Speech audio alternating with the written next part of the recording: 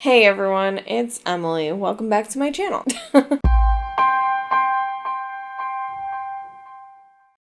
You know, a lot of my time is spent here on the internet, watching YouTube and Twitch streams, and I just love internet creators so much. So I thought, why not highlight some that I genuinely love and appreciate? And when I first thought of this video, I was just going to cover one of my favorite series that's on YouTube, but then I realized I kind of actually want to talk more about the person who created it and other things that he's created. And that person is named Brian Jordan Alvarez. And I do want to start off by saying that this idea was kind of subconsciously inspired by Smokey Glow.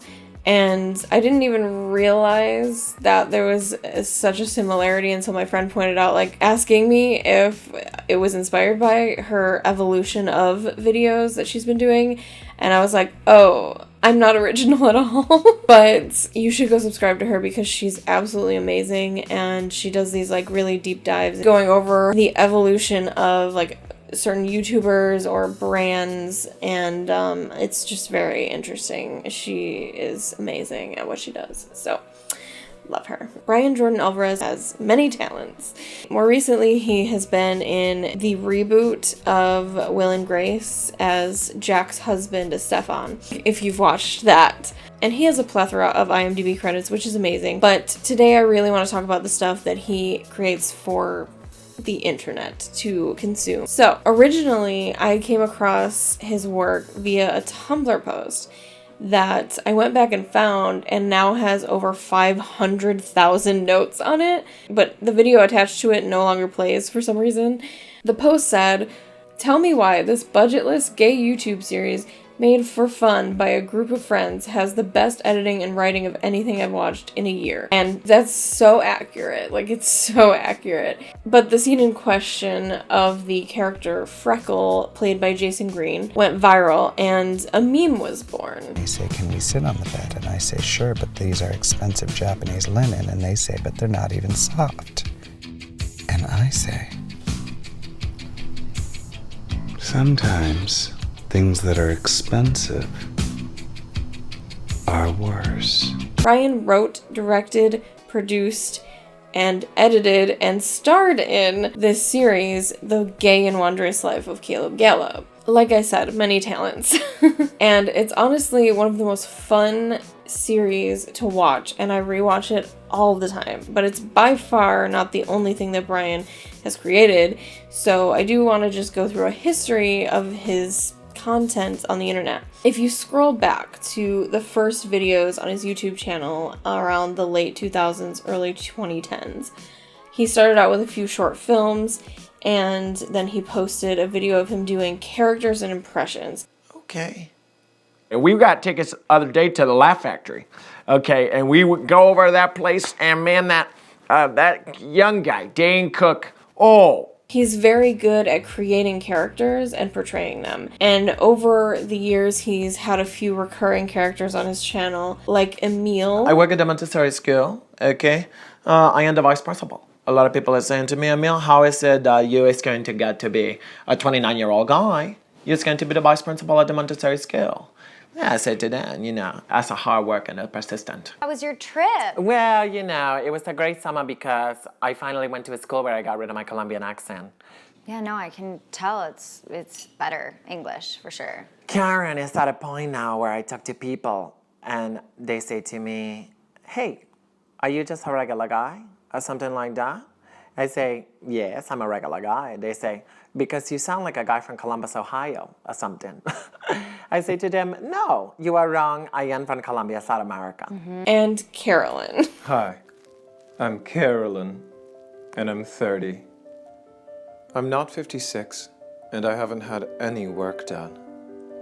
People sometimes say to me, "Carolyn, your face is completely fucking frozen."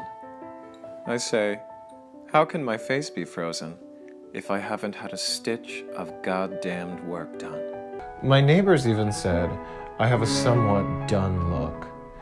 But the only thing I'm done with is Linda's shit. I'm completely capable of moving my face. You want to see my face move? Here's me, performing a pronounced frown. If I was emotionless and immobile,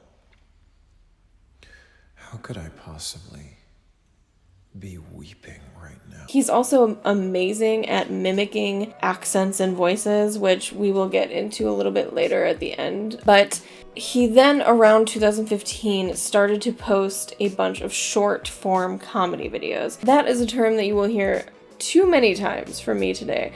In fact, why don't we start a counter of how many times I actually say it?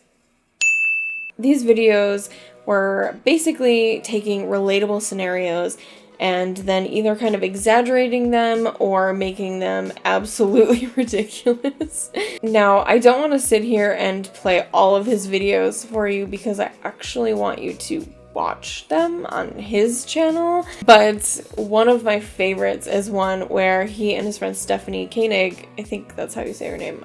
I am sorry if that's not how you say her name. I've looked up pronunciations and I really don't know. It's Koenig or Koenig. I don't know. I don't know. Anyway, she's in a lot of his videos and they're best friends. Hi, we're Brian. And we're Stephanie.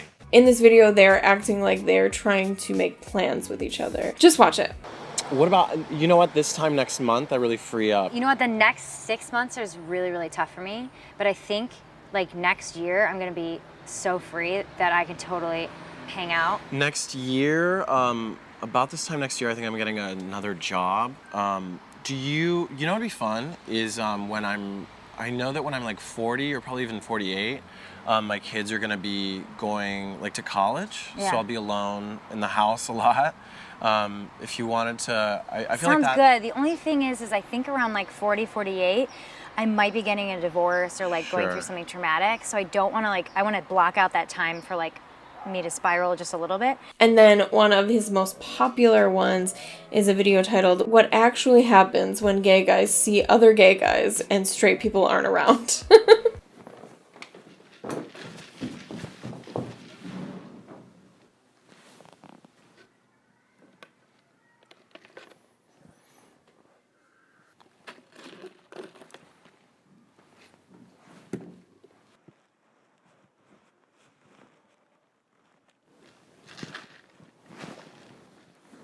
Both of these videos are fantastic. Go watch them in full on his channel. After various short form videos, and believe me, there are so many good ones that I did not mention. Like, I only mentioned 2. There's just a plethora. There's so many. I need you to watch all of them. I've watched all of them, so please go watch all of them. Anyway, after a bunch of these, he uploaded Caleb Gallo in 2016. The first episode opens very quickly, which really sets the tone. This is a quick-witted, fast-paced comedy, and of course it has like dramatic moments in it for sure, but it is overall like wall-to-wall fun. We are introduced to a well-rounded list of characters. The titular character, Caleb. My car's broken and I don't know how to change the tire, and like I have a slightly uncomfortable relationship with my father, but I know that he loves and supports me, and also he's where I get my sense of humor. And his friends, Karen. Yeah, I like that. Is that exciting to you? I just was gonna say that after whatever you said. Billy. And she has to say, oh, this is Billy, he's not my boyfriend, and you know, she does it on purpose. Freckle. Oh, Tuesday, light me up. What does that mean? Len. Is he gender fluid? Benjamin. Sorry, just checking. And Benicio. I know that I'm 1,000 miles away, and I don't know when I'm gonna be back. These characters are all very different from each other, and yet their humor works together in such a perfect way. The pacing is... You understand that the show is moving forward very fast, and it's taking you along for the ride. Caleb is hopelessly in love with his straight best friend Billy, as well as his long-distance British boyfriend, Benicio. I am British, but I'm in Vancouver trying to get enough credits for the US to consider me a strong enough actor to get a visa. It's confusing. Billy has the hots for Karen. Len decides that... You're going by. This is big news. and wants to dip his toe into the gender fluid pool. So Caleb decides to play matchmaker and sets up Billy and Karen and Len and Freckle. They go on their respective dates, but no one is having fun, and they call Caleb begging him to come get them out of this situation. When Caleb shows up at the restaurant after having left this study thing with this guy without even saying a word to him. It was so funny. To him or where he's been, and so it just ended up being like a very kind of like false alarm thing. So a lot of us like reached out in the community and we tried to do like this thing for her, and oh hey, are you leaving? Billy wants to bail with him, and Freckle is getting busy with some guy in the bathroom, and that leaves Karen and Len to make out with each other. Caleb and Billy go to the park to talk, and like right as Billy looks like he's gonna say something very serious, Benicio interrupts with a FaceTime call. And on this call, he requests that Caleb be monogamous with him, and Caleb agrees, despite the fact that he's very interested in having sex with other people. Including Billy. The second episode, things really start heating up, and Karen decides she wants to give Billy another shot. So she and Caleb go over to Billy's, and then they take him along to a meeting with Caleb's advisors from school who are in a three-way relationship? It's called a throuple. We're in a throuple. We're in a lesbian-centric, semi-non-sexual throuple with us and Mike Wake. Caleb is interested in Mike Wake, so he sets up a date with him later that night. And on that date, he almost has sex with him, but he decides not to. However, his desire to cheat on Benicio leads him to go to Billy's to like talk this out. And then he ends up hooking up with Billy. Benicio interrupts them again and basically announces he's coming back to LA to visit in like a week. And at this point, I don't want to give any more of the plot away because, again, I want you to watch it. The basic premise is that we get a peek into the lives of these people. It's just for a short period of time, but Caleb really comes to grips with his issues with monogamy. And in the end, it's really a story about how much this group of friends really loves each other, despite their mistakes. And that makes it sound really serious. Way more serious than it actually is, but please go watch it. You won't regret it. It's just so good. I'm a star. You're a pizza. I'm a pizza. The soundtrack of this series is definitely something that perplexes me because I love it so much. It's so good, and every time I rewatch it, like Loco and Acapulco gets stuck in my head for like the next week. Going loco down in Acapulco if you stay too long. But it's all copyrighted music. So unless they paid for the licensing, which I highly doubt, and that just means that they don't get any money from this series, which just makes me sad. It just makes me sad because it's such a good series. And I guess what I love the most about the series is that it does feel like it's just a bunch of really talented friends who did this for fun with each other. And a lot like that original post said that made me watch it in the first place. And, you know, that kind of coincides with the idea that they didn't do it for the money. They did it because it was a good piece of media, and maybe it was for, you know, just to put it on their acting reels or anything like that. So it could be used in many ways. It's just so good. I love it. But Brian did not stop after Caleb Gallo. He made more short-form comedy videos, and on his channel, he posted another series which was written, produced, and edited by Stephanie Koenig called Stupid Idiots. Side note, Stephanie is actually in a new series called Flight Attendant on HBO Max, which was created by former Supernatural writer Steve Yockey. So any Supernatural fans that liked his episodes, namely Lily Sunder Has Some Regrets, well, you might want to go check out that series because he wrote it and he created it. So you might enjoy it. I haven't seen it yet actually, but I have heard very good things about it. And I will eventually watch it because I do love Steve Yockey as a writer. So anyway, Stupid Idiots is another comedy series, and in an interview with Stareable, Stephanie said, "The idea for Stupid Idiots came from wanting a platform to express what my best friend Brian and I think is funny, and I think it was very good at doing exactly that." It had a more loose storyline, but that didn't make it any less fun to watch. I think you need to replace the blades on your windshield wipers. It feels like they're just moving stuff around. I definitely think they don't do a good job. You're right. They're definitely smearing around the water. They're just pushing it around. Yeah. Yeah, these are bad. It does feel like they're just kind of farting around on the windshield. You need replacement blades. This is an old car. I don't think it wants new blades. It doesn't want any new foreign object attached to it. They seem like they have some attitude. Yeah, and I kind of feel safe with them, to be honest. Yeah, those are not doing much. Nope. Oh, it looks like they're trying to pick it up with some paper now. It looks like they're trying to absorb some of it. Oh, is that my baby picture? Oh, wow, you look so cute. Can I take this? I just very much enjoyed it. In 2017, Brian made a feature film that I am positive he had uploaded to YouTube, but when I was looking back and doing the research for this video, I could not find it anywhere on his channel. However, I did find 2 years later, in 2019, he posted a trailer for that same movie and announced that it was available on Amazon Prime and in the Apple Store. So if you want to watch it, you can go there and watch that. It's called Everything is Free. I haven't seen it in full, but based on the trailer, it's actually a drama. And I am interested in watching that because it has a lot of the same actors, and I do want to see them and also Brian's writing in a different, more serious setting. In 2018, he released Grandmother's Gold, which is another feature film, and it's actually a Christmas movie, but it was released in July.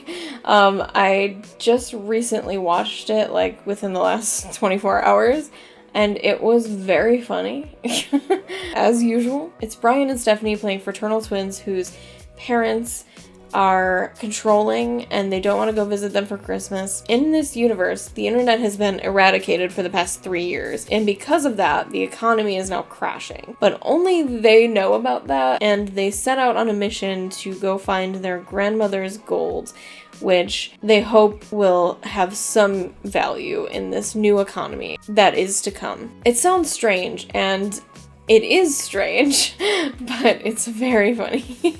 Then his channel kind of took a very different turn when he started uploading videos of himself just dancing to different songs, often shirtless, sometimes just in his underwear. And there's absolutely nothing wrong with that. Like, he looks like he's having a great time, the time of his life. Go Brian. And thinking back to Caleb Gallo, there were also multiple like shirtless dance parties in that series, so it's not out of character for him to do those things. Interspersed in these dancing videos, there are more short form comedy videos.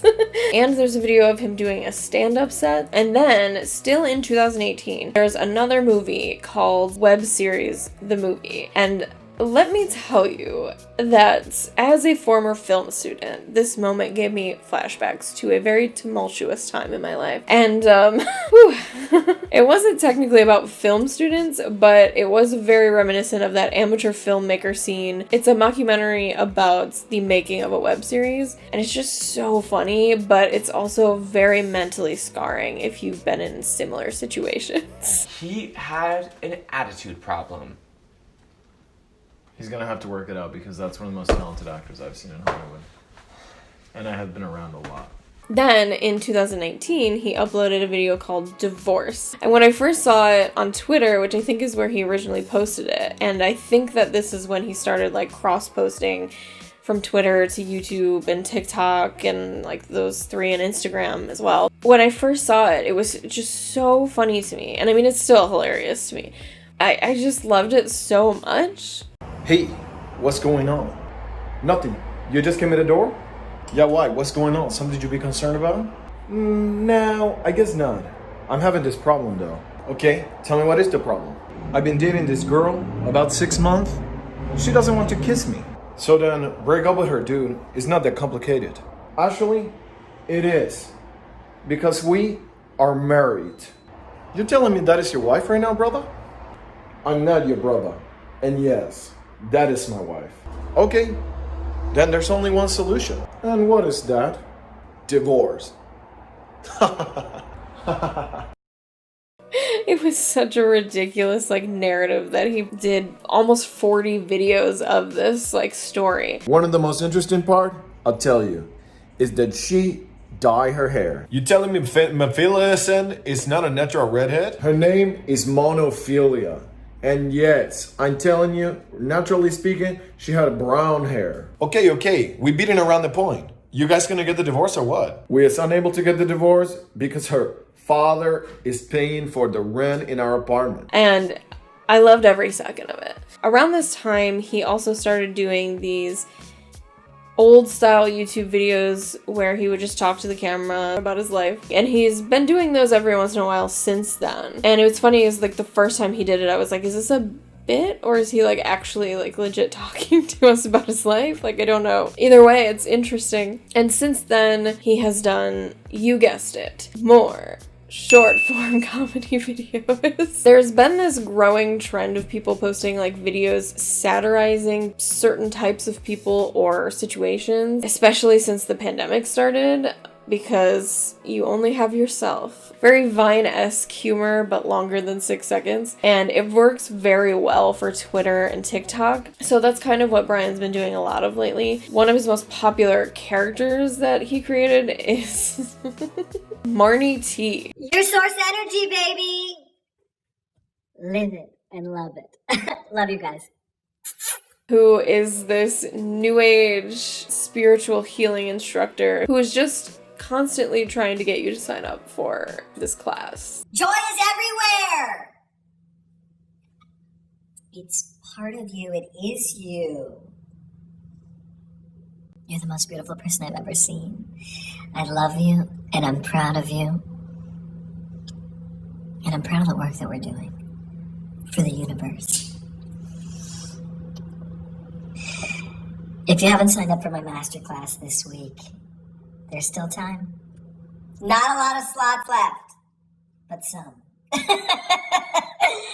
Definitely some. But he also does a lot of like Southern characters, because I believe he grew up in Tennessee. If that's wrong, then that's Wikipedia's fault. All of y'all who are in Miss Benson's class, everybody's gonna pile into bus 54, and then y'all are gonna go to the lake, and everyone's gonna do sandwiches by the water. Now, if your parents didn't help you pack a sandwich, Miss Benson has 3, but only 3. Talk to me if you do not have a sandwich, and I will talk to Miss Benson. The most recent thing that I saw he got a lot of attention for is a video that he posted on Twitter captioned, "Is this good?"